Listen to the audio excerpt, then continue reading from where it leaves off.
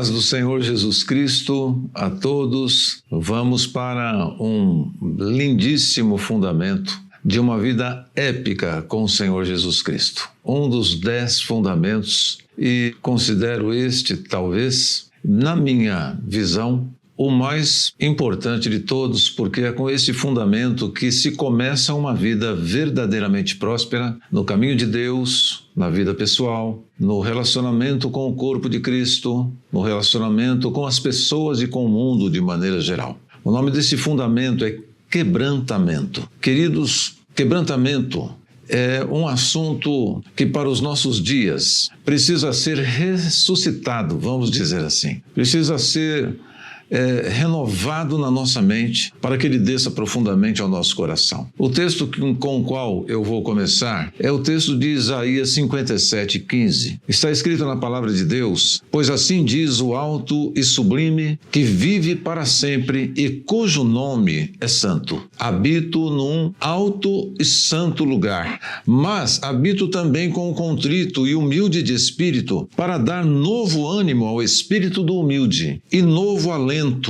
ao coração do contrito. Quebrantamento, queridos, é uma palavra que tem significado simples. Ele significa contrição. Até uma versão diz que Deus habita com contrito, essa que eu acabei de ler. Contrição. Contrição é como que um esmagamento. Quando alguma coisa é contrita, ela está sendo esmagada.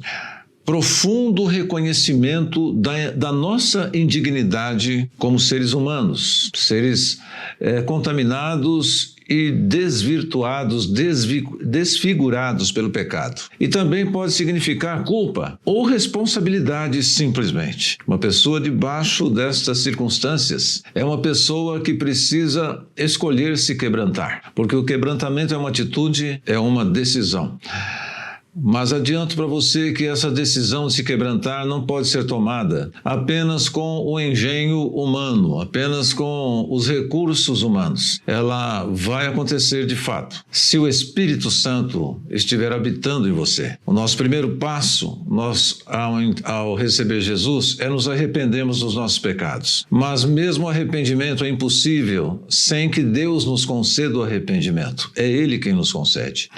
Muito bem, diríamos que o quebrantamento é a humildade em sua pureza mais cristalina, ou seja, é a seiva da humildade. O quebrantamento está na seiva da humildade. A melhor ilustração que eu posso encontrar na palavra de Deus está em Mateus 26, 38 e 39, quando Jesus Cristo sobe ao monte do Getsemane, no jardim do Getsemane, para ter a sua experiência profunda de quebrantamento antes da crucificação. Ele subiu com seus discípulos e disse aos seus discípulos: a minha alma está profundamente triste, numa tristeza mortal. Fiquem aqui e vigiem comigo. Indo um pouco mais adiante, prostrou-se com o rosto em terra e orou. Com o rosto em terra e orou: meu Pai, se for possível, afasta de mim este cálice. Contudo, não seja como eu quero, mas sim como tu queres. Este é o retrato, é o quadro de alguém profundamente quebrantado.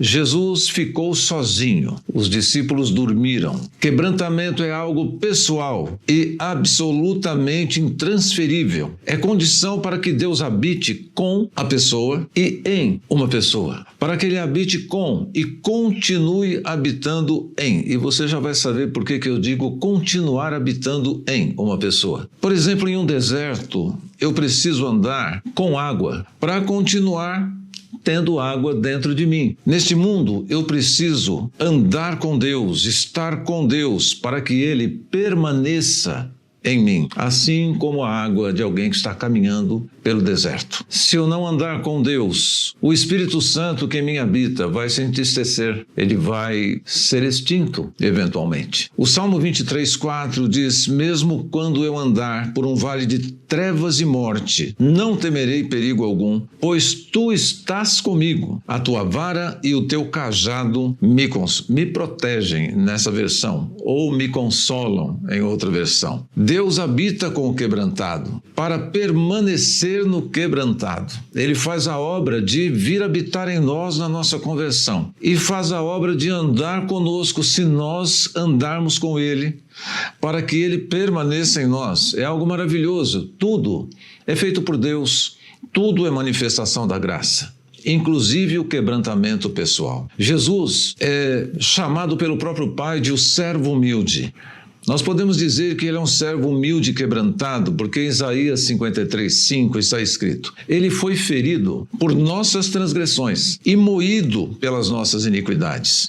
Moído, esmagado, contrito, quebrantado. Ele fez isso espontaneamente, fez isso voluntariamente e obedientemente. Assim, ele nos mostrou que o Deus que em nós habita permanecerá conosco se o obedecermos com o quebrantamento da nossa vontade. Chegamos ao ponto em que entendemos que uma pessoa quebrantada é aquela que quebrou a sua vontade em favor de Deus. Ele abdicou da sua própria vontade para fazer a vontade de Deus. Muito bem.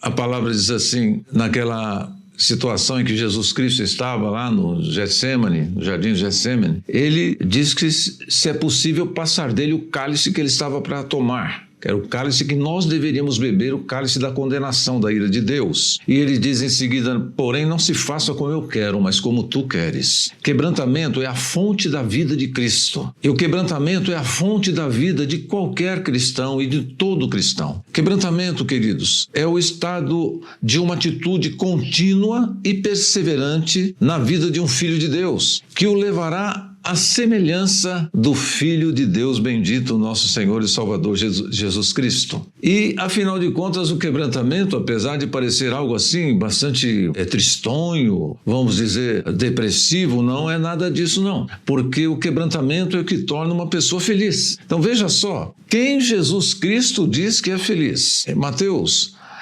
no capítulo 5, a partir do versículo 3, Jesus Cristo descreve, irmãos, uma lista de características de uma pessoa feliz. São as bem-aventuranças. Bem-aventurado quer dizer nada mais, nada menos do que feliz. Então ele diz, em primeiro lugar, bem-aventurados os pobres em espírito, pois deles é o reino dos céus. Então veja só, que o reino dos céus pertence aos pobres em espírito. Esse pobres em espírito, meus irmãos queridos, pessoas, queridos ouvintes, e espectadores, preste bem atenção nisso. Ser pobre de espírito não é possível para uma pessoa que não nasceu de novo, porque a pessoa sem Cristo está morta nos seus delitos e pecados. O espírito dessa pessoa está morto. Só pode ser pobre em espírito aquele que nasceu de novo e tem habitando em si o Espírito Santo do Deus vivo. Isso nos mostra que a capacidade de se tornar pobre em espírito, que é ser uma pessoa quebrantada, profundamente quebrantada, consciente dos seus pecados, da sua inutilidade, da sua indignidade, como já falamos, essa pessoa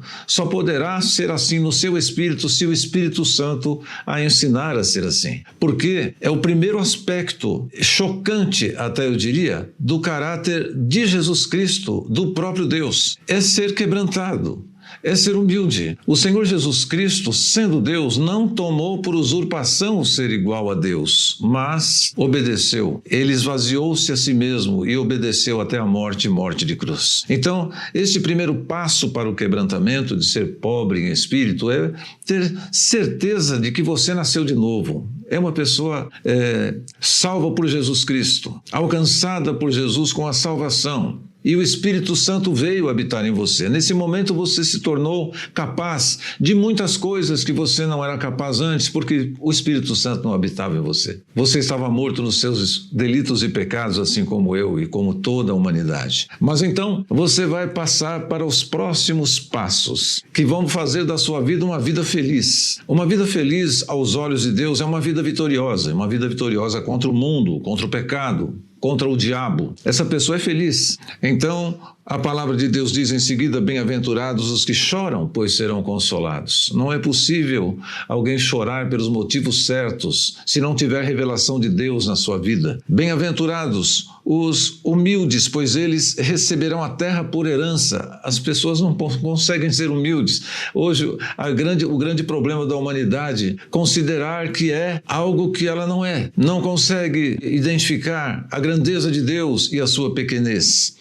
Então, depois de nós termos sermos pobres em espírito, nós poderemos ser também aqueles que choram pelos motivos certos diante de Deus. E seremos humildes. Bem-aventurados os que têm fome e sede de justiça. Como ter fome e sede de justiça sem ser quebrantado? Essa pessoa não vai querer justiça para si próprio. Essa justiça de que fala a palavra é justiça para aqueles que sofrem, para os injustiçados, a justiça de Deus que tira o pecado do mundo. Bem-aventurados os misericordiosos. Como ser misericordioso sem ser quebrantado? Pois a misericórdia é um esvaziamento de nós mesmos em favor de outra pessoa. Deixar de nos preocuparmos conosco para nos preocuparmos com os outros. Bem-aventurados os puros de coração. Como ser puro de coração se não quebrarmos o nosso coração antigo, nosso coração humano, cheio de vaidade, de orgulho, de soberba? Como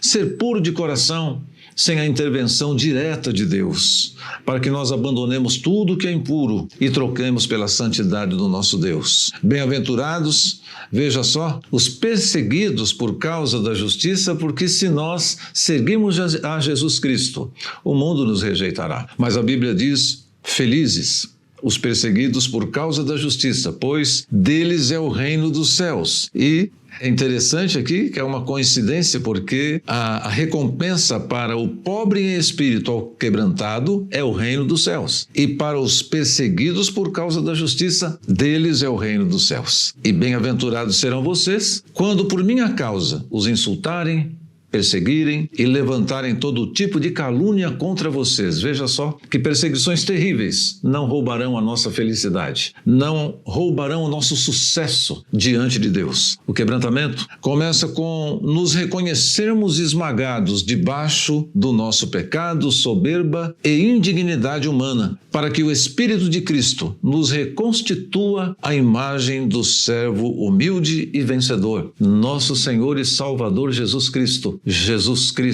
de Nazaré. Louvado seja o nome do Senhor Jesus Cristo. Até o próximo pilar para ter uma vida épica com o nosso Deus.